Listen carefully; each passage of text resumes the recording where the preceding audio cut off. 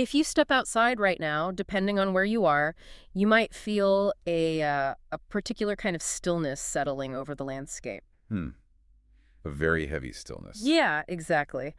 We are broadcasting this deep dive late in the evening from Atchison, Kansas. It is Memorial Day weekend, and, well, the sun has just slipped beneath the horizon. And there is that bruised violet light fading over the Missouri River Valley. The air is finally starting to cool down. Right. If you listen closely, you can almost hear the quiet of small-town America at dusk. Down the street, the flags are still moving softly in the evening wind. Those same flags that were snapping so proudly during the morning parades. Yes, exactly. From somewhere across town, you can hear the faint, deep sound of a church bell tolling. But the neighborhoods themselves, they are completely quiet now. The folding chairs have been put away on the porches. The marching bands have gone home. The civic speeches are over and the brass instruments are back in their velvet-lined cases. There is a very specific, profound emotional feeling to Memorial Day after the crowds have dispersed. It is when the public spectacle of remembrance gives way to something much more intimate. It becomes solitary. Right, it really does. But before you retreat completely into that quiet, consider what you're listening to right now. We are not here tonight to review old tapes or marvel at the scratchy static of vintage audio. No, we are keeping a kind of vigil. Yes, a vigil. We are opening an accidental archive of the American soul, listening to voices from the 1930s and 40s that are preserved on fragile acetate discs. We want to understand the dignity, the immense restraint, and really the emotional texture of wartime America. So wherever you are listening from tonight, whether you are driving down a dark, empty highway, sitting on a quiet porch, or just resting in a dimly lit living room, we ask you to sit quietly with us. Let the relentless speed of the modern world just fall away for a while. Exactly. Become the receiver for the echoes of an older America. Because that transition from the noise of the morning parade to the silence of the evening, well, that is where memory actually takes root. That is precisely it. The morning is for the nation. The evening is for the individual, the family, the empty chair at the dining table. Yeah, the empty chair. The silence you were describing in Atchison right now has fallen across thousands of towns. And it is entirely necessary. Because you cannot hear the voices of the past over the roar of the present. Right. And to truly grasp the intimacy and the spiritual depth of the broadcasts we are exploring tonight, we have to first understand the overwhelming, suffocating weight of the era they were broadcast into. We cannot start with the living room, can we? We must start with the cataclysm hanging over it. No, we cannot. In this collection, we have a news report from Raymond Gramswing, broadcast on May 30th, 1945. And he does not begin with grand patriotic platitudes, does he? Not at all. He begins by noting the exact duration of the conflict for America. He tells his listeners it is the 904th day of the war. The 904th day. I want you to imagine what that actually feels like in the human body. It is staggering. It is. 904 consecutive days of waking up and wondering if today is the day the telegraph boy walks up your front steps. It completely recontextualizes how we listen to these recordings. Right, because we listen with historical hindsight, knowing the Allies win. The person listening to Raymond Gramswing in 1945 did not have that luxury. Exactly. They were living in a state of suspended, agonizing uncertainty. Swing anchors his broadcast in a Memorial Day order issued by General Eisenhower, which was read at the first American military cemetery established in Britain. Eisenhower's words served as a profound text for the day, didn't they? They did. He urged that the United Nations must live and work together without regard to race or nationality, creed or service, uniform or rank. He was articulating the vast democratic ideal that supposedly justified the slaughter. Right. And Swing then brings the listener to the bleeding edge of unfolding history, reporting that General Mark Clark had just declared that before many days passed, Rome would be liberated. The German divisions were retreating through the hills east of Rome. Yes, and American tanks were pressing upon Albano, a mere 13 miles away. But then the broadcast shifts from the tactical movements of tanks to the incomprehensible scale of the air war. And this is where the limitations of human language become glaringly apparent. He reports that 6,000 bombers and fighters were over Axis Europe that single day. 6,000? 6,000 planes darkening the sky, attacking aircraft plants in Germany and Austria, rail centers in France and Yugoslavia. But here's where I want to pause. Go ahead. Because Swing does something unusual for a newsman. He admits failure. He essentially tells his audience that the numbers he is reading them are meaningless. Yeah, he says the news accounts of thousands of sorties have completely worn out their power to awaken the imagination. It is a breathtaking moment of journalistic honesty. Yeah. He recognizes that the human brain is not designed to empathize with a statistic. No, it really isn't. If you tell someone 100 planes flew, they are worried. If you tell them 6,000 flew, the mind simply shuts down. Right, the sheer volume of mechanical destruction had created a psychological numbness in the public. And he mentions a conversation with an air officer who was desperately struggling to find a metaphor that the American public could actually comprehend. The military record showed that 30,000 tons of bombs had been dropped on Europe in just 2 weeks. 30,000 tons. And the officer, trying to make that tangible, said it was the equivalent of dropping 1,500 statues of liberty from the sky. I have to stop you there, because that image dropping 1,500 statues of liberty sounds almost absurd. It does. It borders on the comical, like something out of a surrealist painting. Did an image like that actually help a listener in 1945 understand the gravity of the war? Or did it just emphasize how entirely alien the conflict had become? Well, I think it functioned by scale and shock. The Statue of Liberty is arguably the heaviest, most permanent symbol of American ideals that a citizen could picture. Right, it is rooted in bedrock. Exactly. To imagine 1,500 of them free falling from the clouds and shattering the earth forces the mind out of its numerical complacency. It effectively illustrates that they were not just dropping explosives, they were dropping the equivalent of entire cities' worth of heavy metal. And Swing follows this imagery of physical annihilation with a stark look at psychological annihilation. He discusses Nazi propaganda, noting that German radio had officially announced that protection for downed Allied airmen from the infuriated German public could no longer be guaranteed. So they were actively disseminating accounts of American flyers being lynched by mobs. Yes.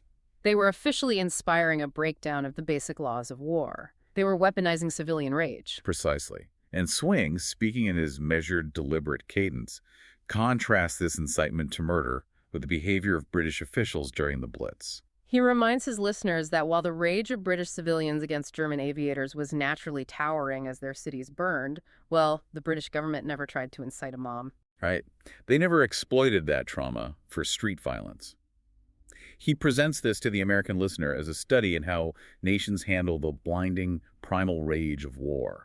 He suggests that the Nazi propaganda was a sign of a cornered regime dragging the official conduct of the war to the absolute lowest depths of human civilization. In a very grim picture he paints.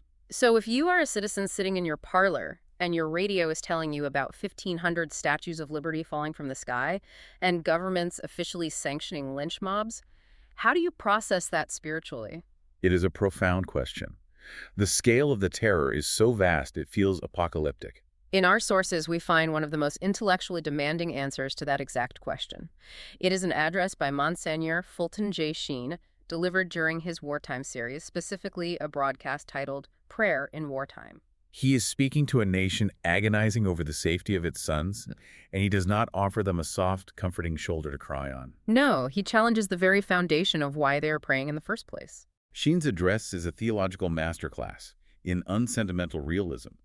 He begins by stripping away the comforting illusions we build around faith. If we want to understand prayer, he argues, we must aggressively define what it is not. Right. Prayer, he states, is not an insurance policy. It is not a bomb-proof shelter, a bulletproof vest, or a germicide. While he acknowledges that asking God for safety is a legitimate human impulse, he warns against the pervasive, selfish assumption that the sole purpose of God is to act as a cosmic bellhop. A cosmic bellhop. It is such a striking phrase. It really is. If a society identifies God's goodness only with his readiness to grant their specific geopolitical or personal desires, then the moment a telegram arrives saying their son was killed in action, their faith will shatter. And I know you struggle a bit with Sheen's premise there. I do, because it borders on fatalism. If prayer doesn't offer protection, what is the mother of an infantryman supposed to do? But Sheen anticipates that, and he makes a distinction that is incredibly piercing. He differentiates between human wants and human needs. He uses the miracle of the loaves and fishes, doesn't he? Yes. Christ multiplied bread to feed the hungry because sustenance is a biological need.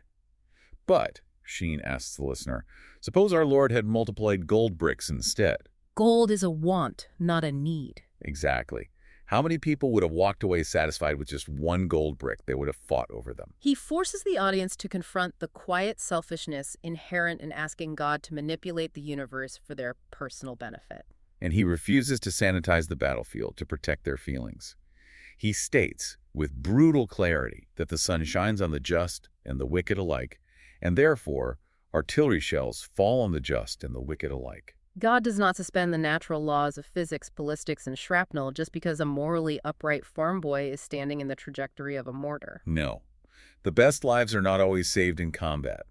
Sheen points out that if the good were always spared, then the heroes whose names are carved into the marble of our town squares would all have to be considered wicked men whom God punished. That is a harsh medicine to prescribe to a grieving country. He recounts a story of a chaplain in the First World War who heard soldiers whimpering magical formulas for personal protection as they went over the trench wall. And that chaplain confessed he wished they had gone over without a prayer at all, because their frantic bargaining was merely a mark of a broken will, a raw fear of death, rather than a spiritual commitment to duty. Right. But Sheen provides an analogy that suddenly makes his entire theological architecture click into place. He says that prayer is not drawing up a blueprint of your desires, sliding it across the desk to God, and asking him to rubber stamp it. He says prayer is exactly like tuning a radio. You don't ask the broadcast tower to change its frequency to match wherever your dial happens to be stuck. Exactly. You have to actively turn the dial of your own soul to catch God's wavelength. You do not ask God to do your will. You ask for the grace to endure and execute his will. It completely inverts the wartime paradigm. He argues that the morally correct approach is not to beg God to fight on the American side, but to pray that America acts in a way that makes it worthy to fight on God's side. He points out the profound, unifying truth that if the German, the Englishman, the Italian, and the American all tuned their radios to the correct spiritual frequency, they would all be praying for the exact same thing. Thy will be done. Right. When I hear Sheen use that metaphor of the radio dial, I can't help but relate it directly to the listener sitting with us tonight. How so? Well, by immersing ourselves in these old, crackling broadcasts, we are engaging in a very literal act of tuning. We are turning the dial of our modern, hyper-distracted, cynical minds, trying to catch the frequency of an era that possessed an immense sincerity. That is a beautiful way to frame it. They were willing to confront the heaviest moral questions without the protective armor of irony. But that global theological scale was ultimately felt on a micro level. The war wasn't just fought in the skies over Europe. It was fought in the kitchens, on the staircases, and in the quiet hospital wards back home. That is the crucial pivot. The broadcasts in this collection are brilliant at capturing that domestic vulnerability. We see this vividly in the Lux Radio Theater's production of Ernest Hemingway's A Farewell to Arms. Now, we have to consider the medium here. The radio play starred Clark Gable as Lieutenant Frederick Henry and Josephine Hutchinson as Catherine Barclay. But bringing Hemingway to the radio in the 1930s and 40s was not about Hollywood glamour. No, it was about injecting unvarnished realism directly into the American living room. Exactly. Hemingway wasn't writing theoretical fiction. He was writing from the marrow of his own bones. He was 19 when he joined the Italian Ambulance Corps in the First World War. And he returned with a body full of shrapnel and a silver plate in his shoulder. And the radio production leans entirely into that lack of glamour. When Gable's character, Lieutenant Henry, is wounded, the sound design and the dialogue offer no swelling orchestral heroics. There is no brave final stand. He is sitting in a dugout, eating cold spaghetti, and a mortar shell simply goes off. It is chaotic, pathetic, and sudden.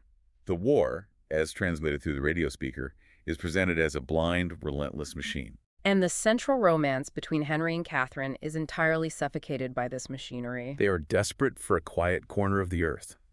They desert the army, escaping across the water to Switzerland, believing they can outrun the war and find a safe place for their baby to be born. The listener, conditioned by standard melodramas, expects their love to conquer the circumstances. But the tragedy of the narrative is that there is no geographical escape from the fragility of the human body. Catherine goes into labor, the baby is stillborn, and Catherine hemorrhages. And the ending of that broadcast is devastating in its starkness. It is. As Catherine is dying in the hospital bed, she tells Henry not to worry, that she isn't afraid, but she plainly acknowledges the dirty trick that life has played on them. The broadcast ends with a realization that shatters any romantic illusion the audience might be clinging to. You cannot spend death. You cannot negotiate a peace treaty with it. You cannot outrun it to Switzerland, Yeah. and you cannot dress it up in noble, patriotic rhetoric when it comes for the person you love. It is a deeply melancholic conclusion, and it is vital to recognize that the broadcasters trusted their audience to handle that darkness. They refused to offer a cheap Hollywood resolution. We'll see that same emotional sincerity, that refusal to flinch, in a completely different genre within our collection, the domestic serial drama One Man's Family. Oh yes, the specific episode, titled Lieutenant Jack Barber Leaves for the Pacific, operates on a level of meta-reality that modern audiences would find startling. This is where the line between fiction and reality simply ceases to exist. The character of Jack Barber was played by an actor named Paige Gilman. And for years, Jack had only appeared infrequently on the radio show. Right.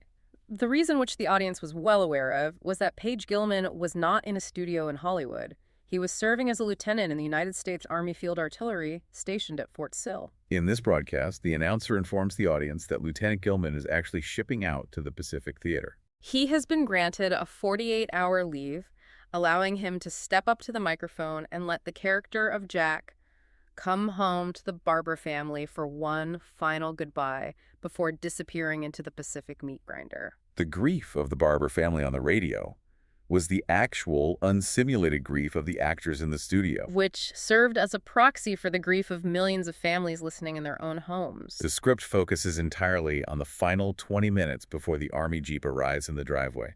And notice what is missing. There are no speeches about democracy or the flag. Jack goes upstairs to his mother's sewing room. He tries to offer a clumsy comfort, joking that the government spent $25,000 training him, so he'd better go prove he can do the job. He braces himself, expecting her to weep and cling to him. But she doesn't. She maintains a quiet, terrible composure. He then goes out to the stair landing and sits with his sister, Hazel. They don't talk about the Pacific, they talk about childhood. They remember him at age 13, trying to wear a rented tuxedo that was swallowing in whole. They anchor themselves to the most mundane, innocent memories because the future is too terrifying to look at. The ideological heart of the episode, however, occurs in the library with his father.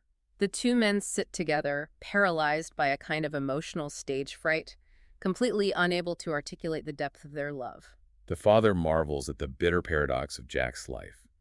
He reminds Jack that he was raised in a home where the very word war was strictly taboo. Because the Barber family had suffered deeply from the trauma of the First World War.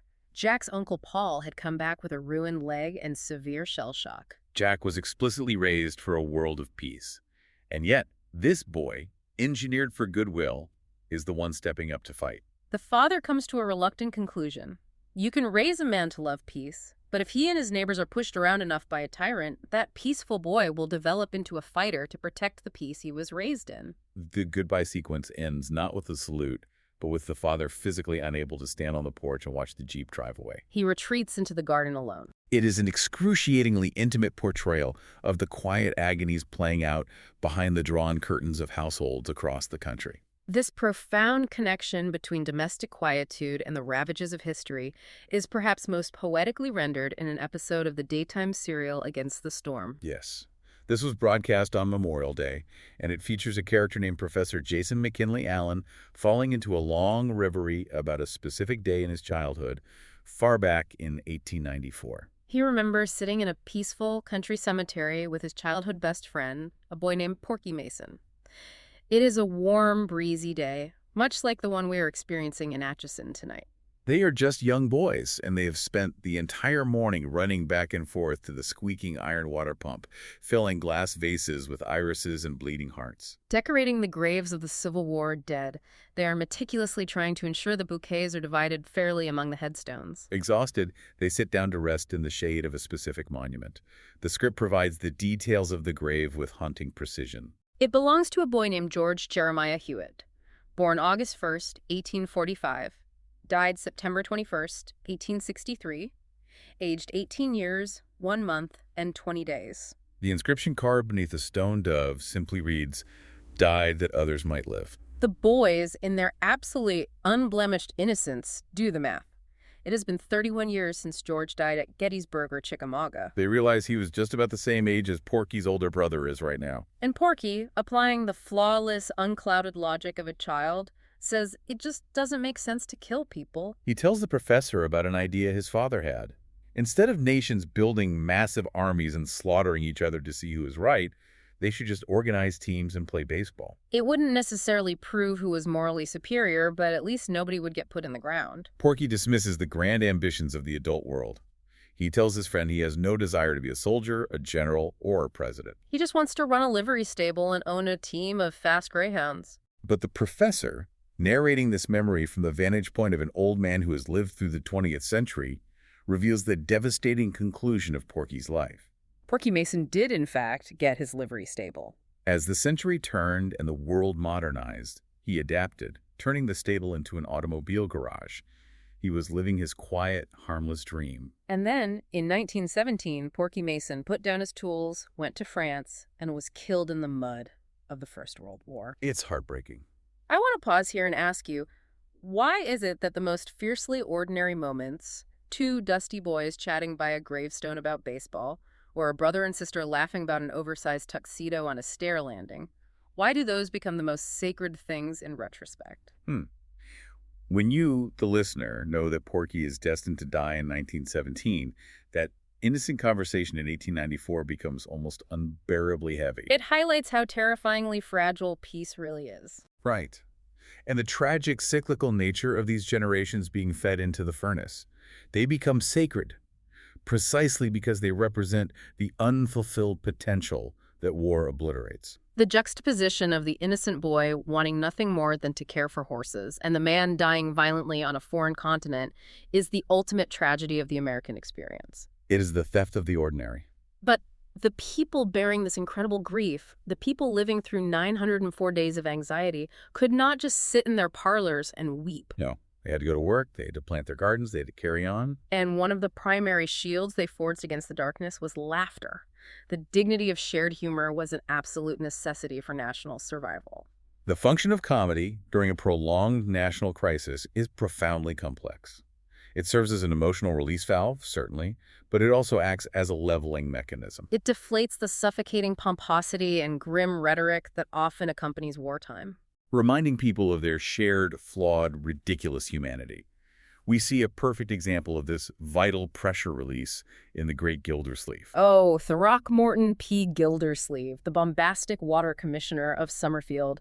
He is preparing for his upcoming wedding and decides that, as a man of civic importance, it is his solemn duty to write his last will and testament. But because he is Gildersleeve, his towering vanity immediately derails the process. He tries to enlist his old nemesis, Judge Hooker, to draft the document, but he refuses to leave the judge anything in the will because it is technically illegal for a witness to be a beneficiary. The grand punchline is that Gildersleeve's entire accumulated wealth consists of exactly $275. And with that meager sum, his grand immortal ambition is to endow a municipal memorial fountain dedicated entirely to himself. He visualizes a massive bronze plaque reading, "He served his fellow townsmen well." When Judge Hooker, operating in reality, points out that $275 might, at best, purchase a concrete bird bath, Gildersleeve stubbornly pivots. He tries to convince his fiancée, Leela, that a modest bird bath was his noble, romantic intention from the very beginning, dedicated to a little bird that nests on her front porch.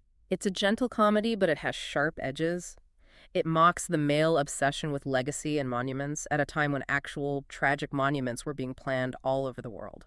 But there is a visual gag in this audio medium that is absolutely brilliant. For the town's Memorial Day parade, Gildersleeve insists on wearing his old World War I uniform.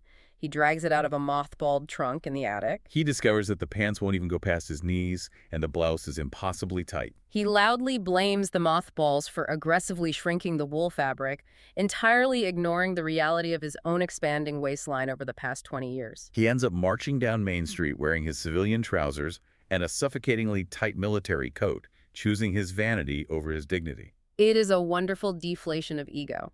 But if we look deeper, there is a profound point to be made about how the 1940s audience interacted with this humor. It might seem disrespectful to modern ears to mock a veteran's uniform on Memorial Day. Right, but the humor actually provided a safe communal space for the audience to laugh at themselves, at their local pompous politicians, and at their own private anxieties about aging and relevance. All while maintaining a deep, unspoken respect for the actual gravity of the holiday. The way older broadcasting handled tone is something modern media has almost entirely unlearned. It really is. Today, everything is rigidly compartmentalized by algorithms. Tragedy lives in the news feed, comedy lives on the streaming service. But listen to how Jack Benny's live broadcast aboard the USS Saratoga navigated this emotional terrain. The Saratoga broadcast is a supreme masterclass in tonal agility. Benny is performing his classic, highly polished vaudeville routine in front of thousands of sailors. He is self-deprecating, complaining about his cheapness. He jokes about his orchestra, loudly implying the musicians were recruited directly from Alcatraz prison. He weaves in the sponsor's message, cheerfully promoting Lucky Strike cigarettes. So round, so firm, so fully packed. The sailors in the audience are roaring. It is an electric, joyous atmosphere. And then, without warning, without cutting to a commercial break or feeding the microphone, the program executes a deeply emotional pivot. Benny steps away from the center of the stage, and a farewell letter is read aloud to the ship itself. Not to the crew, but to old Sarah, written by the ship's chaplain, M.S. Sheehy. The letter is essentially a eulogy for thousands of tons of steel. It details the ship's 19 years of relentless service. It lists the battles as if reciting the stations of the Cross Guadalcanal, Bougainville, Tarawa, Uwe, Jima. It speaks of the kamikaze strike that tore through the deck and staggered the ship, and the grim, silent reality of burying 123 young men at sea the very next morning. It recalls the chaotic glory of the dawn patrols and the agonizing, quiet terror of counting the missing planes that failed to return from a strike. And it acknowledges the ship's final, impending destiny. Because the Saratoga wasn't being retired to a museum, it was sailing to the Bikini Atoll. Yes. Bikini Atoll was the site of the post-war atomic bomb tests. But Saratoga, having survived the entirety of the Pacific War, was being sent to Ground Zero to be obliterated by nuclear fire to test the limits of naval survivability. The ship was sailing toward its own execution. I am absolutely marveling at the restraint of this broadcast. A cigarette jingle, a joke about escaped convicts, and a tear-jerking eulogy for a doomed aircraft carrier, and 123 dead sailors, all existing in the exact same breath. And it doesn't feel jarring or inappropriate. Not at all. It feels like an incredibly accurate reflection of what it actually meant to be alive in America during the war. People had to laugh to keep from going insane. They still had to buy groceries and cigarettes, and they had to mourn their dead all before the sun went down. The broadcasters of that era possessed a profound trust in the emotional intelligence of their audience. They inherently understood that patriotism and grief are not mutually exclusive, and neither are laughter and sorrow. They were addressing a mature public that was fully capable of holding contradictory feelings simultaneously without demanding that the world be simplified for them. Which brings us to the abstract ideals that these men and women were actually bleeding for. What practically was this liberty they were defending? In a brilliant poetic monologue broadcast just weeks after the shock of Pearl Harbor titled Between Americans, Orson Welles attempts to define the architecture of American identity. Welles, utilizing that magnificent resonant voice, immediately discards the textbook definitions of the country. He states flatly that America is not just a colored shape on a map, it is not a list of agricultural statistics in an almanac, and it is not a white marble building in Washington, D.C. He grounds the abstract concept of democracy in the tactile, grease-stained realities of everyday life. America, he says, is an auto repairman in caked dungarees working in a drafty garage on the corner of Willow and Elm, dragging an electric light bulb on a long cord under the chassis of a '36 Buick. He argues that America is the sensory experience of crisp autumns in New England and the specific smell of burning leaves. It's the meticulous way the groundskeepers smooth off the dirt infield between games of a baseball doubleheader. It's the satisfying sound of tightening a fresh pack of cigarettes by tapping it against your wrist. It's the heated, pointless arguments in a law office over whether the Yankees or the Red Sox are the superior team. He insists that these mundane, hyper-specific, beautifully ordinary experiences are the actual structural integrity of the nation. Furthermore, Welles mounts a defense of the chaotic, noisy, often offensive nature of a free society. He champions the concept of the free press not by pointing to its nobility, but by pointing out its capacity for error. He reminds the audience that the day after Abraham Lincoln delivered the Gettysburg Address, a prominent Chicago newspaper published an editorial calling the speech silly, flat, and dishwatery. Wells celebrates the fact that the editor who wrote that spectacularly wrong opinion wasn't dragged out of his home by the secret police and thrown in a cell. He notes the freedom to play a symphony by Mendelssohn on the radio, explicitly pointing out that Mendelssohn was a German Jew whose magnificent music was currently banned across fascist Europe. But Wells does not just offer a sanitized, boosterish view of the country. He weaves in a haunting acknowledgement of the original Americans, the Native Americans, whose tragedy is deeply entwined with the nation's rise. He speaks of ghosts meeting in the deep woods of Kentucky by the light of the waning moon, or walking silently along Highway 99 in Wyoming. He acknowledges that they fought a desperate, losing battle against insurmountable odds to keep their land and their way of life from men who arrived determined to civilize them. It is a startlingly honest, melancholic inclusion in what is otherwise a patriotic broadcast. It is a recognition of the nation's complex, often bloody origins. That complex understanding that identity must be actively maintained is the central theme of a 1948 documentary drama in our collection, titled Living 1948 Freedom is a Homemade Thing. The program uses a fascinating historical reality as its framing device, the Freedom Train. This was a real train, a traveling exhibition carrying over 100 precious historical documents. Everything from Christopher Columbus's original letters to the Magna Carta to the UN Charter touring the country. But the radical argument of the program is that those pieces of parchment under glass guarantee absolutely nothing. Right. The narrator insists that the train is not a circus to be gawked at and forgotten. The mantle of sustaining the heritage passes constantly from the dead to the living. And the program illustrates this not with debates on the Senate floor, but with incredibly small domestic vignettes. In one scene, a father stubbornly refuses to fix his 18-year-old daughter's broken roller skate. He watches her struggle and forces her to figure out how to use a nail to replace a lost metal clip herself. He explains that he is doing this so she won't grow up to be a woman who relies on everyone else to solve her problems. He is actively teaching self-reliance at the kitchen table. In another vignette, a young man from a patrician New England family breaks a 5-generation tradition. His father, his grandfather, and his great-grandfather all went to Harvard and studied law. The son calmly announces he is going west to study radiobiology, a brand new field emerging from the terrifying dawn of atomic energy. The program frames this not as petulant teenage rebellion, but as a vital exercise in freedom of thought, the freedom to challenge tradition itself to meet the future. Then there's the story of the young girl who completely fails the audition for the school orchestra and is inconsolable. An older friend introduces her to the concept of failing forward, the idea that every failure is simply a finger post pointing toward the correct path. And that the only time you truly fail is the last time you decide to try. Finally, a college girl resigns from her prestigious sorority because the leadership refuses to admit her friend, Natalie, citing a discriminatory unwritten rule about family social standing. When her father asks if quitting is really the best way to fight an injustice, she realizes she must return, force a committee meeting, and amend the charter. Declaring forcefully that just because a thing is so doesn't make it right.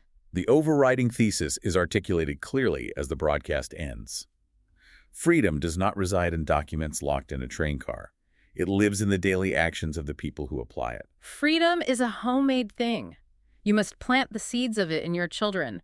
The courage to question authority, the will to challenge unjust traditions, and the strength to match the grand visions of the founders. I want you, the listener, to think about the media you consume today compared to what we just described.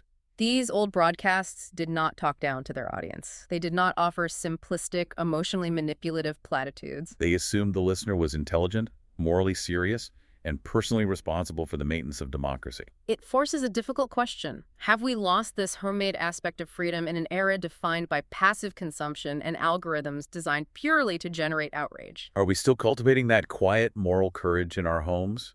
Or are we expecting the government or the internet to do it for us? That is the vital interrogation these archives force upon the modern listener. If freedom is not a passive spectator sport, then the act of remembrance cannot merely be a civic spectacle either. This brings us to the profound ways the nation honors its history, tracing a path from the fiery birth of its national anthems to the solemn, almost surreal reckoning of Memorial Day itself. The collection includes a fascinating segment detailing the history of our national anthems, specifically the Battle Hymn of the Republic and the Star-Spangled Banner. Both of these songs were not written in quiet, comfortable studios. They were born directly out of the terrifying chaos of conflict. The story of Julia Ward Howe is incredible. In 1861, she visited a Union Army camp outside Washington, D.C., a city expecting to be attacked at any moment. And she heard the soldiers singing the marching song, John Brown's Body. A friend challenged her to write more elevated words to fit the stirring melody. The dramatization of her creative process on the radio captures the visceral intensity of inspiration.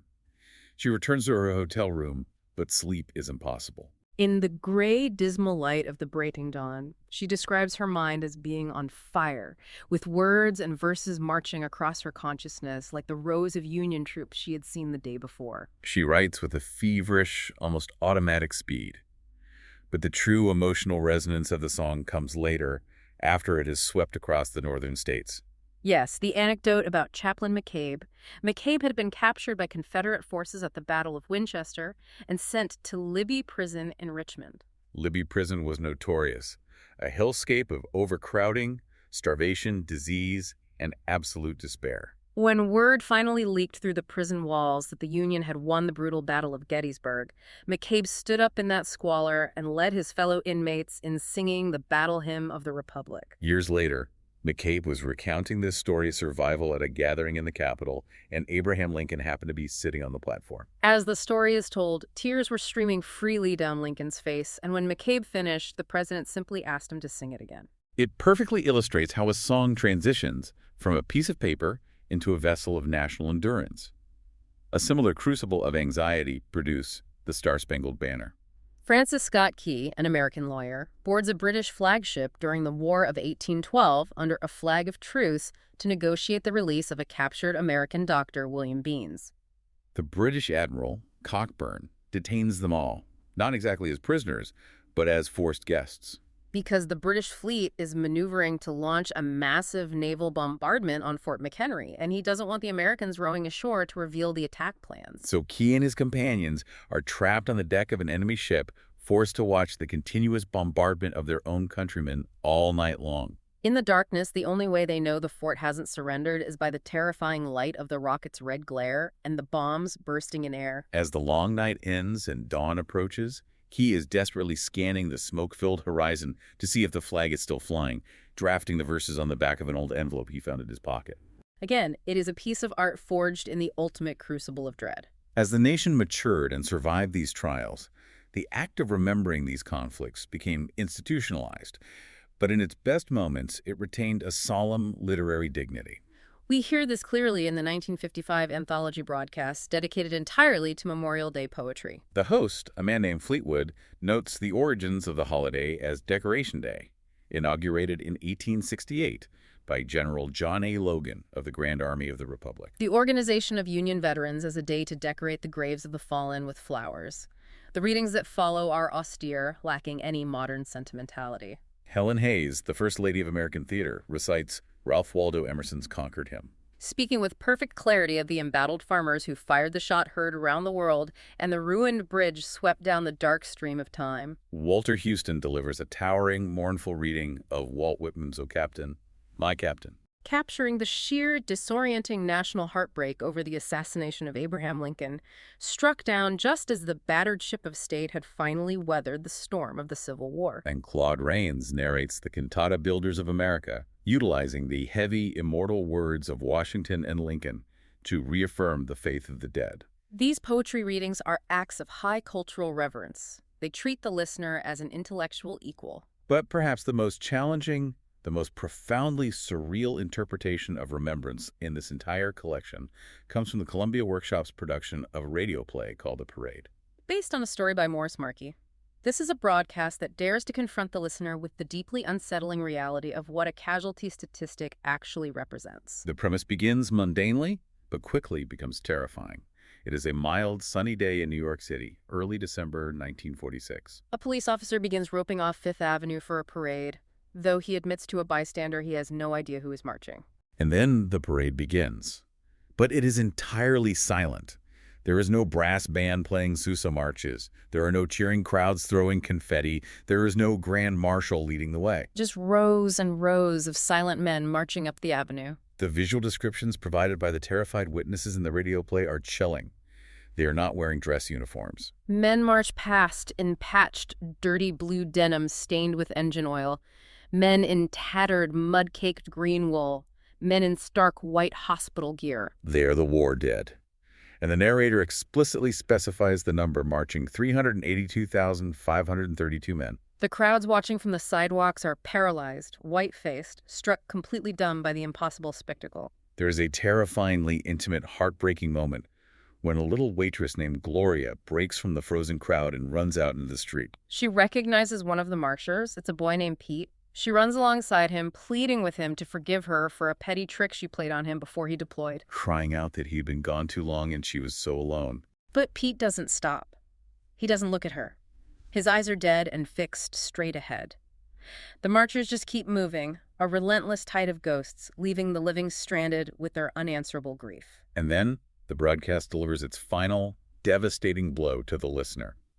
A voice from nowhere fills the air, addressing the living city. The voice states that these men, these relics of momentous dreams, have returned from their peculiar place of meditation to ask a question. The voice acknowledges that men have died for 1,000 years for the abstract concept of liberty, and then asks the ultimate uncomfortable question of the survivors listening to the radio. Was it a tawdry dream you dreamed?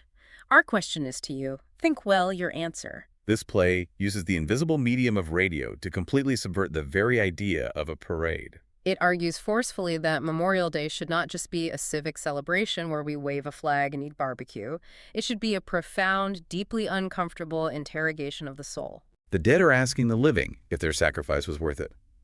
Are we, right now, living in a way, behaving in a way that justifies the violent deaths of 382,532 men? It is a demanding, uncompromising piece of art that refuses to let the listener off the hook. It demands that the listener separate remembrance from mere spectacle. Spectacle is entirely passive. It requires only that you stand on the curb and watch. Remembrance, true remembrance, is active. It requires you to examine your own life, to evaluate your own society, and to answer to the ghosts of history. As the sky has finally gone completely dark here in Atchison, Kansas, and the deep stillness of the Midwestern night takes over the valley, that idea of ghosts and voices seems incredibly immediate. We have spent this hour listening to the preserved voices of Orson Welles, Fulton Sheen, Helen Hayes, and the anonymous working actors playing terrified soldiers and grieving citizens. Their voices were captured on fragile acetate discs and magnetic tape, miraculously preserved against the absolute, erasing silence of time. Radio possesses a unique, almost metaphysical power in that regard. It is a medium composed entirely of invisible vibrations in the air, completely ephemeral. The voices of those eras, the laughter of Jack Benny, the stern warnings of Raymond Graham's swing, they drift out endlessly, rippling into the cosmos. But a transmission, no matter how powerful, is completely meaningless without reception. Those radio waves only matter if there is a receiver tuned to the right frequency, willing to listen. Which brings us back to the deafening silence of the 382,532 marchers in that surreal parade on Fifth Avenue. They represent the voices that were never recorded. The men who died in the freezing mud of France, on the volcanic ash of Iwo Jima, in the cold, black waters of the Atlantic. They have no audio files. They left no speeches.